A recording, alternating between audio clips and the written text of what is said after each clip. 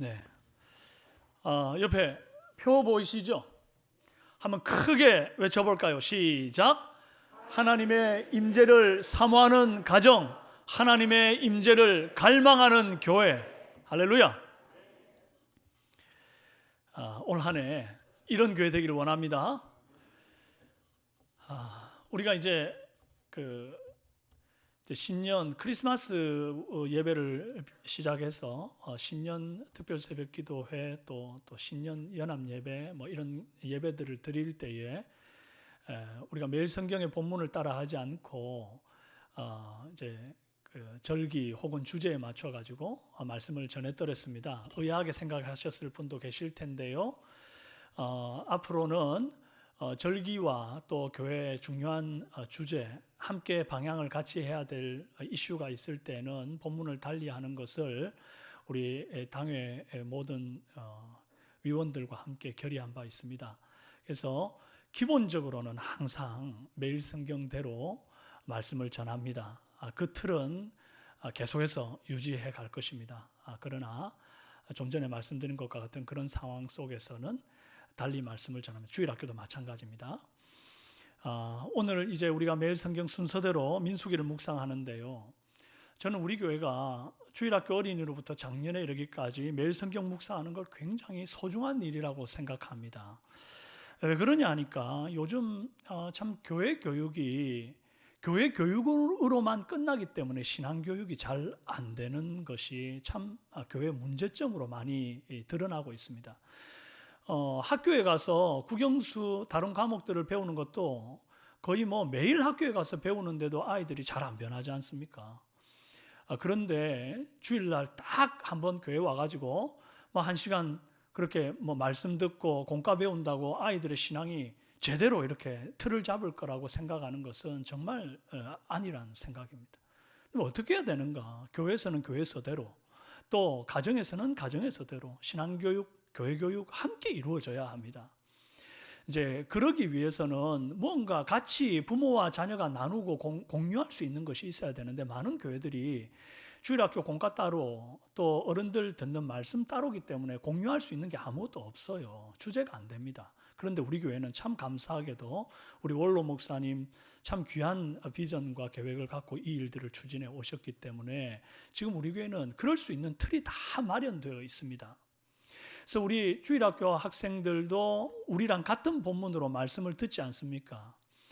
이게 얼마나 유익한 일인가 하니 아이들이 말씀을 주일날 들었는데 이해를 잘 못하는 것이 있으면 엄마 아빠한테 물어볼 것 아닙니까? 근데 참 물어봐주면 고마워해야 되는데 황당한 것은 내가 말씀을 몰라가지고 대답을 못 해주는 겁니다. 그러면 진짜 엄마 아빠가 얼마나 부끄럽습니까? 그런데 우리 교회는 감사하게도 주일날 어른들이 다 같은 말씀으로 이미 강론을 듣습니다. 그러니까 해줄 말이 있습니다. 또 설사 아이들이 묻지 않는다 할지라도 이제 주일 오후 예배를 우리가 조금 당겼지 않습니까? 예배 마치고 집에 들어가서 식사하실 때에 꼭 이리 한번 여러분 자녀들한테 물어보십시오. 오늘 어떤 말씀을 들었고 또 그 말씀 들을 때 어떤 마음의 생각을 했니? 뭘 느꼈니? 한번 물어보시면 아이들이 뭔가 하는 얘기들이 있을 거예요. 그러면 여러분들이 또 이 말씀을 통해서 오늘 민수기 말씀을 통해서 들은 것을 아이들과 함께 나누는 그런 그 말씀을 묵상하고 쉐어하는 그런 가정으로 변모가 되어지는 것입니다. 이 귀한 것을 제발 그냥 따로 묵상해라. 뭐 너는 알아서 묵상하고 나는 알아서 묵상하고 이렇게 그냥 두지 말고 교회 교육과 가정 교육이 함께 갈 수 있도록 여러분이 조금 힘을 써주시면 좋겠습니다. 아멘.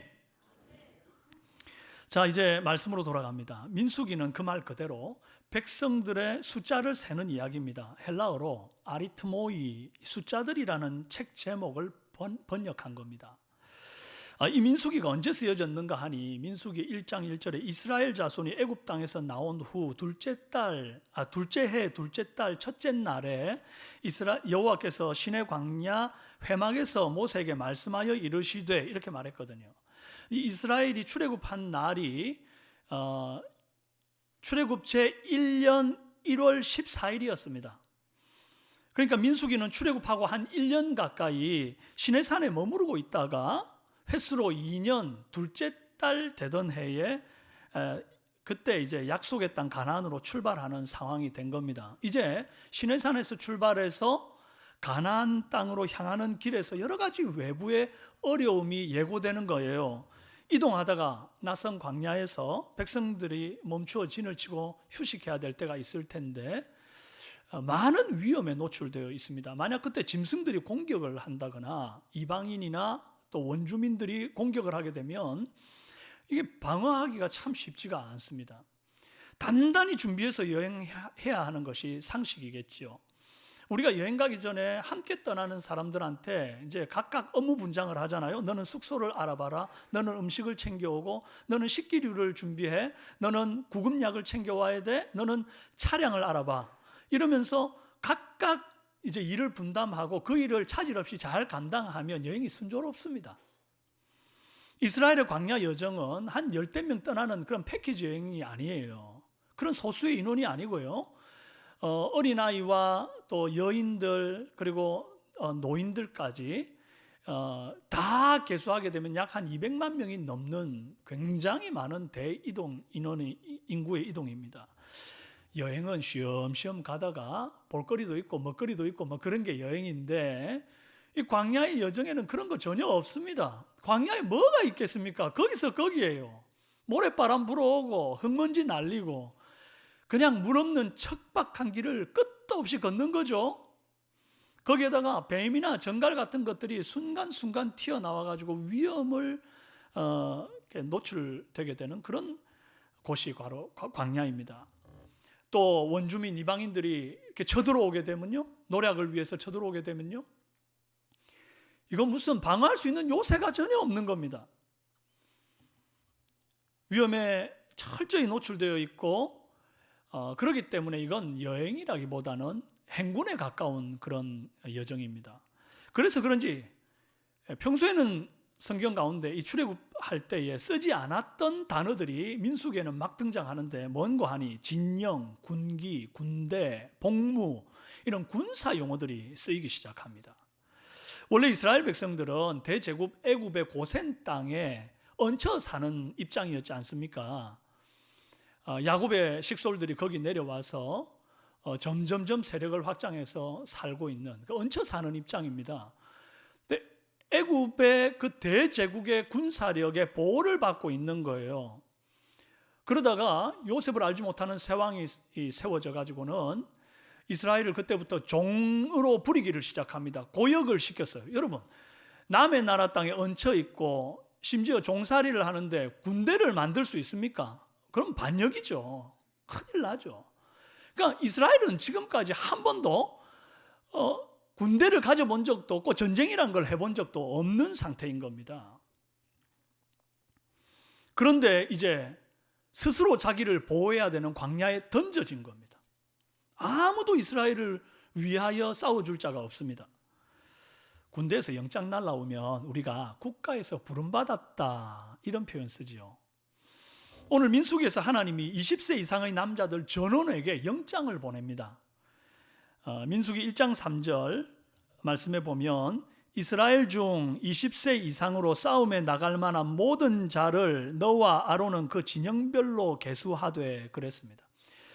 자, 이스라엘을 향한 하나님의 부르심, 첫 번째 부르심이 무엇인가? 바로 군사로서의 부르심입니다.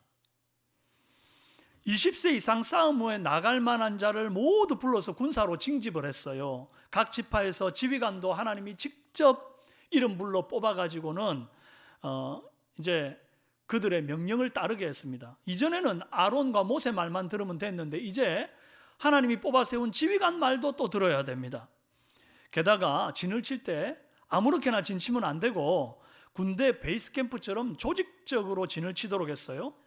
가나안으로 진행할 때도 행군을 할 때 정해주신 진영이 그 진영을 갖춘 채로 순서에 따라 움직여야 합니다. 또 각 지파별 군기 아래 모여 있어야지 다른 데로 흩어지면 안 되는 겁니다. 갑자기 조직과 명령 체계 속에 20대 이상의 남자들이 다 매이게 됐어요. 저는 하나님이 왜 20대 이상을 싸움 나갈 자로 지정했는가를 한번 생각해 봤습니다. 이거 참 은혜입니다. 생각할수록 은혜입니다. 제가 유니세프의 보도 자료를 좀 찾아보니까 국제인권법상 18세 미만의 어린이는 전쟁에 동원되어서는 안 되고, 특히 15세 미만 어린이를 군인으로 모집하는 행위는 전쟁 범죄로 규정한다, 이렇게 명시되어 있습니다. 그런데도 남수단이나 소말리아나 시리아나 예멘 같은 나라에서는 이 어린 소년병들을 차출해 가지고 그들을 여러 모양으로 학대하거나 유린하고 있어요. 그 인원이 자그마치 약 25만 명 정도나 된다고 유엔이 발표한 바가 있습니다. 아직 아무것도 모르는 초등학교, 중학교 학생들을 불러다가 말이죠, 공부는 안 시키고 그들에게 총을 쥐어주는 겁니다. 그리고는 사람을 실제로 살해하고 학교나 병원 같은 공공 건물들을 방화하거나 테러하는 일들을 하는 거예요. 이런 아이들이 과연 성장해가지고 제대로 된 사회생활을 하겠습니까? 아니, 어른들이 아이들을 이런 식으로 이용해 먹어도 되는 겁니까? 국가가 자라나는 나라의 미래가 되는 아이들을 이렇게 방치하는 것을 보고만 있어도 되는 겁니까?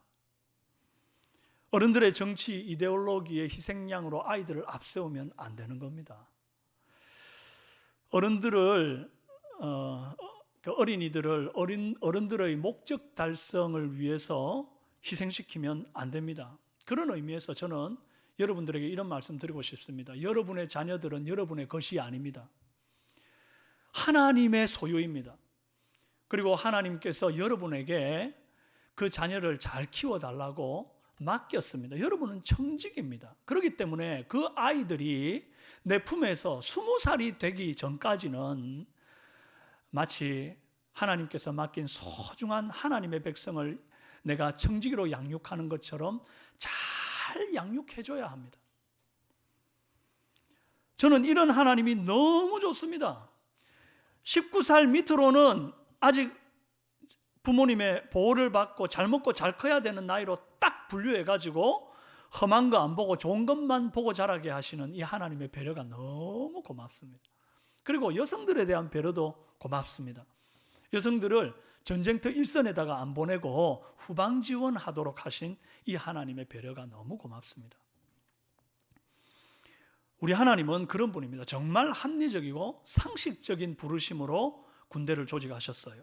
자, 그러면 주님이 정해주신 지파별 진영 배치를 그림으로 한번 보겠습니다. 동쪽에 유다, 이사갈, 스불론 총 18만 6,400명, 남쪽에 르우벤, 시므온, 갓 총 15만 1,450명, 서쪽에 에브라임, 므낫세, 베냐민 총 10만 8,700명, 북쪽에 단, 아셀, 납달리 총 10만 8,100명, 총 다 합쳐서 60만 3,350명입니다. 왜 하나님은 이스라엘을 북한처럼 전 인민의 군사화로 만들지 않고 20세 이상의 장정만 군인으로 부르셨을까요? 저는 이것을 하나님의 자신감이라고 부르고 싶습니다. 군인 숫자 많다고 전쟁에서 이기는 거 아니거든요. 애굽을 초토화시키고 출애굽하게 된 것이 이스라엘 백성들의 공로가 아닙니다. 하나님이 다 하셨습니다. 피, 개구리, 이, 파리, 악질, 독종, 우박, 메뚜기, 흑암, 장자의 죽음, 홍해를 가르고 애굽 병사들이 홍해에 다 수장되는 그 모든 역사는 하나님이 다 하신 겁니다. 이스라엘은 정말 기도하면서 구경한 것밖에 없습니다. 하나님은 사람 머릿수에 연연하시는 분 아니세요. 많은 무리가 세상 변화시키는 게 아니고 훈련된 12제자들 70문도, 120문도가 세상을 변화시켰습니다. 이런 능력의 하나님이 우리의 총사령관입니다. 얼마나 든든합니까? 자, 이제 이들이 하나님 정해주신 위치대로 진을 치면 이런 모습이 되었을 것입니다. 가운데 네모나게 저 박스 쳐져 있는 곳이 성막입니다. 그리고 세개 동서남북으로 세 지파씩 이렇게 진영을 이루고 있지요. 그리고 그 옆으로는 이제 각각 텐트를 쳐서 이렇게 사람들이 진영을 구축하는 겁니다. 물 셀 틈이 없습니다. 적군이 함부로 못 들어오게 딱 겁나게 생겼지 않습니까? 너무 준비 잘 되어 있지 않습니까? 이런데 어떻게 함부로 들어옵니까? 또 밤에는 불기둥이 있으니 이런 모습이었을 겁니다. 굉장히 질서정연하고 조직적으로 잘 구성되었습니다. 한 번도 군대를 가본 적이 없는 이스라엘이 총사령관이신 하나님의 명령을 딱 따르기만 하니까 순식간에 강력한 군대 조직의 모습을 갖추어 버립니다. 그러니까요, 제가 여기서 뭘 말하고 싶은가 하니, 우리가 뭘 좀 몰라도 경험해 본 적이 없어도 말씀대로 따라가면 무조건 된다는 겁니다. 주님 시키는 대로 하면 오합지졸이 정렬된 군대로 변하는 거예요. 올해 우리 삼성교회 모든 성도들이 이 삶이 이렇게 되기를 원합니다. 주님 부르심 따라갔더니 정돈되지 못했던 내 삶이 칼같이 정돈되고 누구도 함부로 건드릴 수 없는 조직적인 삶으로 업그레이드 되기를 바랍니다. 자, 이스라엘 백성을 향한 주님의 두 번째 부르심은 교회 중심으로 살라 하는 부르심입니다. 이 진영 한가운데 아까 성막이 있었지요. 성막 주위에는 레위 지파가 차지하는데, 동쪽에 모세와 아론 자손들, 남쪽에 고핫 자손들, 서쪽에 게르손 자손들, 북쪽에 므라리 자손들이 위치합니다. 원래 가장 중요한 것이 가운데 있지 않습니까? 그걸 우리가 코어라고 합니다. 아까 우리가 봤던 그 한가운데, 동서남북 이스라엘 진영 한가운데 뭐가 있었다고요? 뭐가 있었다고요? 성막이 있었습니다. 그게 무엇을 뜻하는가 하니, 주님의 백성들에게 가장 중요한 것이 성막이라는 거예요. 성막 중심의 생활, 오늘날 교회 중심의 생활을 말하는 겁니다. 하나님 중심, 말씀 중심, 교회 중심의 생활을 살아내라는 것이 우리 주님의 뜻인 겁니다. 계속해서 봅시다. 여기서 굉장히 이상한 말씀을 하나님이 하나 더 하는데, 민수기 2장 1, 2절 말씀에 이런 말씀이 있습니다. 여호와께서 모세와 아론에게 말씀하여 이르시되, 이스라엘 자손은 각각 자기의 진영의 군기와 자기의 조상의 가문의 기호 곁에 진을 치되 회막을 향하여 사방으로 치라. 아니, 왜 진을 치는데 회막을 향하여 진을 칩니까? 아까 회막이 어디 있었어? 가운데 있었잖아요. 회막을 향하여 진을 치면 바깥을 보는 게 아니라 전부 다 가운데를 보고 있는 겁니다. 안을 보고 있는 거예요. 쉽게 말하면 텐트 문을 열면 회막이 보이도록 해라. 그러면 적은 어디에서 옵니까? 우리 뒤에서 올 것 아닙니까? 적이 오는지 안 오는지 살피려면 바깥을 봐야 되는데, 마치 적에게 등을 보인 것 같은 아주 위험한 형국이 되는 거예요. 왜 하나님이 이렇게 하라 하는 걸까요? 어떻게 보면 굉장히 비상식적인 명령 같아 보입니다. 그러나 여러분, 여기에 성도의 삶에 놀라운 비밀이 있습니다. 하나님의 백성은 누가 보호하는가 하는 거예요. 누가 보호합니까? 하나님이 보호합니다. 내가 눈에 불을 켜고 적이 오나 안 오나 막 살핀다고 해서 내 삶이 보호되는 게 아닌 거라는 거예요. 주님만 바라보면 주님이 보호하십니다. 그래서 회막 중심에 살고 하나님만 향하여 바라볼 때에 주님이 지키신다는 거예요. 여러분의 자녀 24시간 꽁무니 쫓아다니면서 여러분 보호할 수 있습니까? 안 됩니다. 안 되니까 어떻게 해야 됩니까? 졸지도 아니하시고 주무시지도 아니하시는 우리 하나님께, 그 주님을 바라보면서 주님께 도움을 구하십시오. 그러면 주님께서 우리 자녀들을 지키실 것입니다. 세상 사람들은 이걸 믿지를 못합니다. 첫날 만날 교회 가서 기도한다고 밥이 나오나 떡이 나오나 이런 소리나 합니다. 근데 뭘 몰라서 하는 소리입니다. 교회 가니까 밥도 주고 떡도 줍니다. 우리 교회 밥 맛있으면 오늘 점심 때 한번 드셔보십시오. 기가 찰 겁니다. 안 먹어봐도 압니다. 시편 121편 7절 말씀에 여호와께서 너를 지켜 모든 환난을 면하게 하시며 또 내 영혼을 지키시리로다. 잠언 18장 10절 여호와의 이름은 견고한 망대라 의인은 그리로 달려가서 안전함을 얻느니라. 성전 중심의 생활, 하나님을 향하여 바라보는 생활을 하면 주님께서 물샐 틈 없이 여러분의 삶을 지키시고 보호하시고 누수현상이 없게 만드시는 줄로 믿습니다. 우리 받아합시다. 주님만 바라보겠습니다. 좌우로 인사합시다. 주님만 바라봅시다. 할렐루야. 이스라엘 백성들을 향한 주님의 세 번째 부르심은 차별 없는 부르심입니다. 다른 지파들은 전쟁에 나가 싸울 수 있는 20세 이상의 남자를 계수하는 데 반해서 레위 지파는 1개월 이상 된 남자를 다 계수하라 그랬습니다. 왜입니까? 레위 지파는 전쟁에 나가 싸우는 인원이 아니고 하나님의 소유로 구별되어 드려지는 인원이었기 때문인데, 이것이 무슨 말인고 하니, 애굽에 처음 태어난 장자들이 다 죽던 날 이스라엘 장자들은 하나도 안 죽었습니다.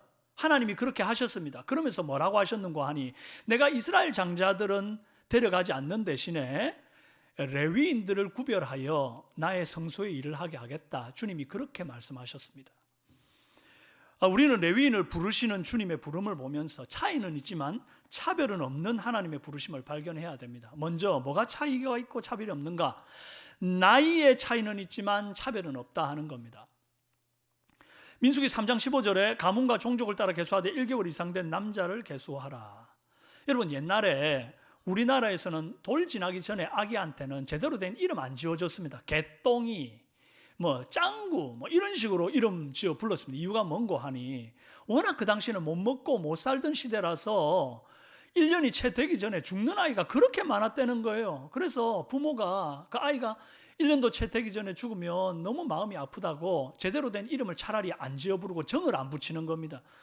그 죽으면 죽고 살려면 살고 이런 식으로 어른들이 얘기를 많이 했더랬습니다. 그런데 하나님은 그런 식으로 1개월 태어난 지 1년 이하의 사람은 사람 취급 안 해주고 그러시질 않으셨습니다.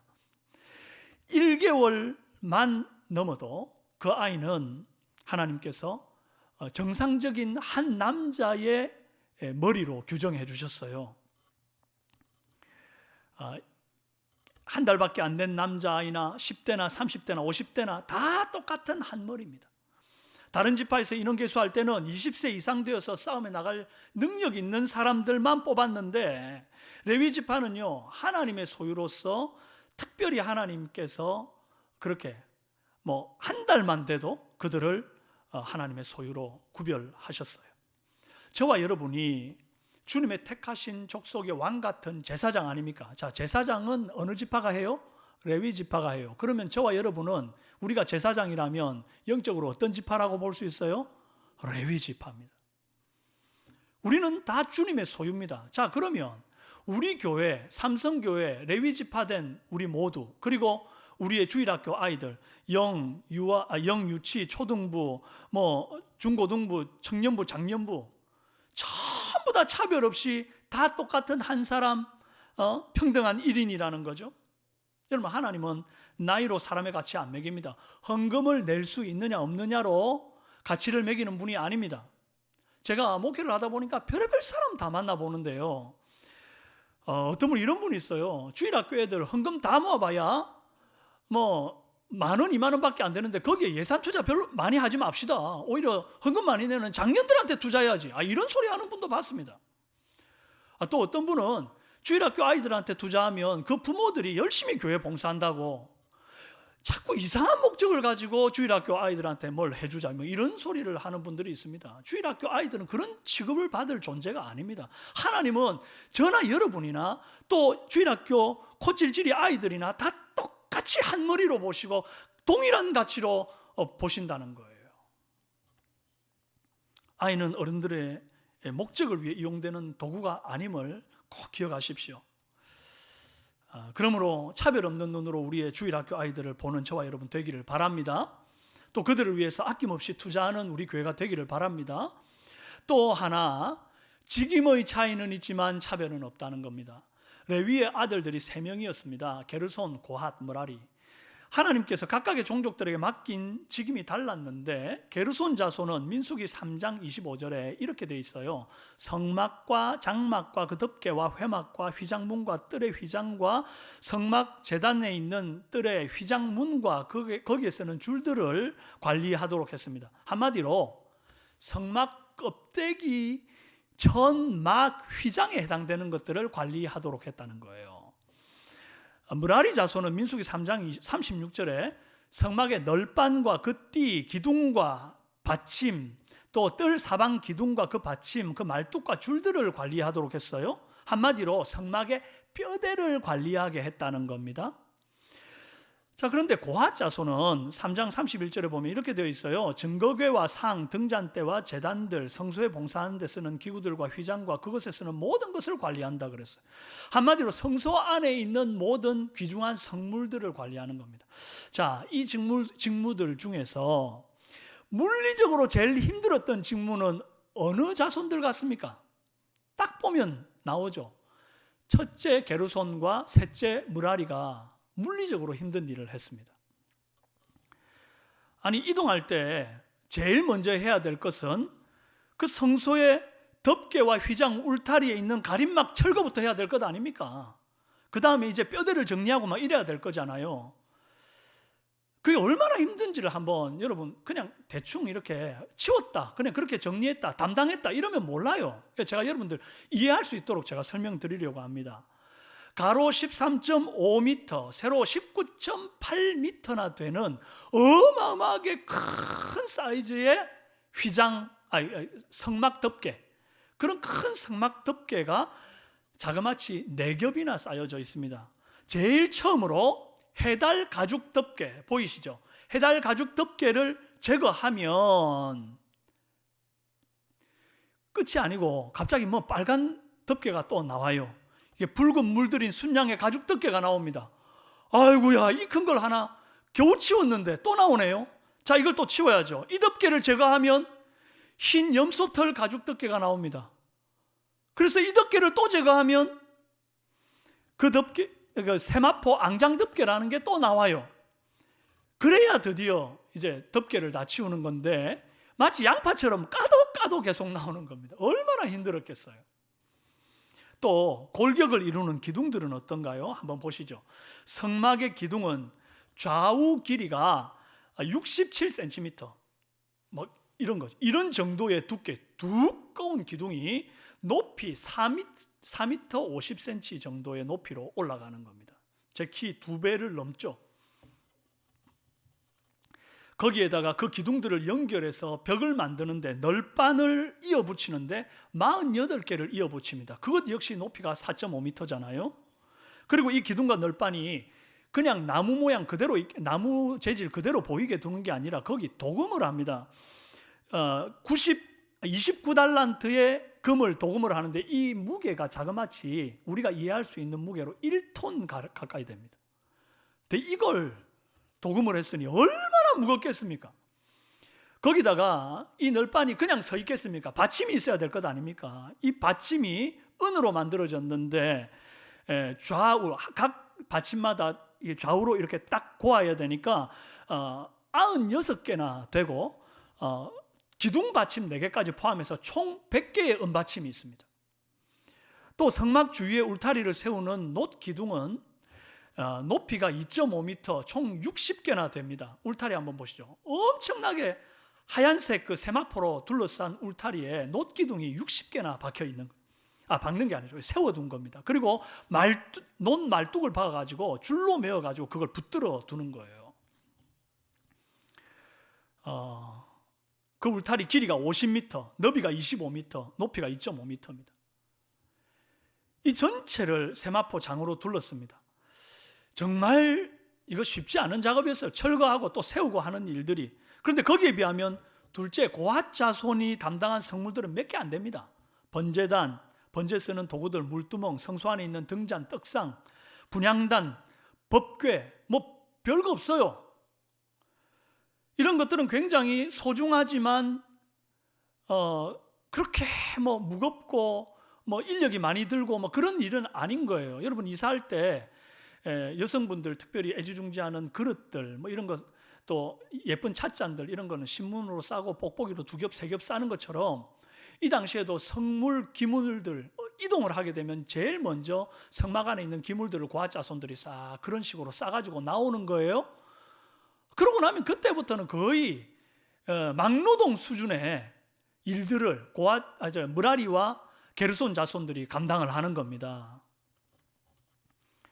거대 덮개를 철거하고 기둥과 부속 기구들 이런 걸 담당해서 철거를 하는데 아까 말했던 그 4.5m나 되는 기둥들, 그 무거운 기둥들을 혼자 어떻게 감당합니까? 여러 사람이 이고지고 땀 뻘뻘 흘리면서 그 일들을 감당하는 거예요. 자, 그러면요, 사실 이런 일들의 차이 속에서 원망이 생길 수 있지 않습니까? 아니, 똑같은 레위인인데 왜 우리는 고급스러운 일 안 하고 맨날 이렇게 막노동 같은 일만 하냐?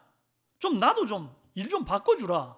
불평할 수 있지 않습니까? 그런데 성경 어디에도 단 한 번도 게르손과 무라리 자손이 고핫 자손들한테 따지면서 업무 바꿔달라고 얘기하는 이가 없습니다. 참 대단하죠. 모세한테 와가지고 투정 부르는 이가 없습니다. 우리도 사실 이렇게 해야 됩니다. 주께서 저와 여러분을 영적 레위인으로 부르셨습니다. 그리고 교회의 여러 가지 일들과 하나님 나라의 사명을 맡기셨어요. 다 다릅니다. 다른 일들을 맡기셨어요. 그런데 우리는 자꾸 남과 내가 맡은 사역을 비교하면서 나만 힘든 일을 하는 것 같고 내 일은 남들보다 덜 소중한 일을 맡은 것 같고 그러다 보면 마음에 섭섭증이 생기고 이렇게 되면 신앙생활 어려워지는 겁니다. 여러분 잊지 마십시다. 하나님께서 우리에게 맡기시는 직무는 어떤 것이든 간에 서로 비교의 대상이 되지 못합니다. 차이는 있으되 차별은 없다는 것입니다. 어떻게 보면 11지파는 싸움을 위해서 군인으로 차출되었지만 레위인은 안 싸우고 덜 위험하고 덜 힘든 민간인이라서 야, 쟤들은 좋겠다. 전쟁도 안 하고 이런 생각할 수 있잖아요. 그런데 이것도 비교할 것이 못 됩니다. 민수기 4장 35절에 30세로부터 50세까지 회막문에서 복무하고 봉사할 모든 자를 종족대로 계수하여 불렀다 그랬거든요. 레위인들에게 군 복무하듯이 복무와 봉사라는 그런 단어를 씁니다. 그러면서 뭐라 그러냐니까 30세로부터 50세까지 복무해야 된다. 20년간. 군 복무와 똑같습니다. 이건 영적인 군인으로 하나님이 불렀기 때문에요. 다른 지파 사람들은요 오히려 더 나아요. 어떤 의미에서 적군이 맨날 쳐들어온 건 아니지 않습니까? 그들이 어쩌다가 몇 년에 한 번 쳐들어오면 한판 붙어야 되는 건데 이 레위인들은 하나님께서 자 이동 그러면서 구름 기둥 뜨면 완전 막 전투하듯이 달라붙어가지고 그걸 다 이고지고 뜯어가지고 옮기고 또 구름 기둥이 내려오면 또 그걸 다 세우는 거예요. 전투입니다. 전투. 군대에 가면 공병대라는 게 있습니다. 이 사람들은 총 들고 싸우는 사람들이 아니라 망치, 톱 이런 거 들고 싸우는 사람들이에요. 제일 먼저 진을 칠 곳에 달려가 가지고 막사를 치고 막 진영을 구축하고 이런 일들을 하는 게 공병대인데 제가 보니까 딱 레위인들이 공병대예요. 그러니 누구 하나 서로 비교하면서 네가 낫다 내가 낫다 내가 못하다 이런 얘기 할 게 못 된다는 겁니다. 우리가 다 주님의 영적 군사로 부름을 받은 거예요. 할렐루야. 사랑하는 여러분, 주님은 우리를 영적 군인으로 부르셨습니다. 총사령관이신 주님 부르심 따라 순복할 때에 우리의 나태하고 나약한 삶이 강력한 군대처럼 조직될 것입니다. 그리고 진영 중심에 있는 회막을 향하여 보듯 우리가 교회 중심의 삶, 하나님 중심, 말씀 중심, 교회 중심의 삶을 살아갈 때에 하나님이 우리의 삶을 안전하게 보호하시고 물샐 틈 없이 지키실 줄로 믿습니다. 또 주님의 부르심에는 차별이 없음을 알고 남과 나를 비교하지 말고 내게 맡겨주신 그 사역에 충성하는 올 2023년 한 해 되기를 주님의 이름으로 축원합니다.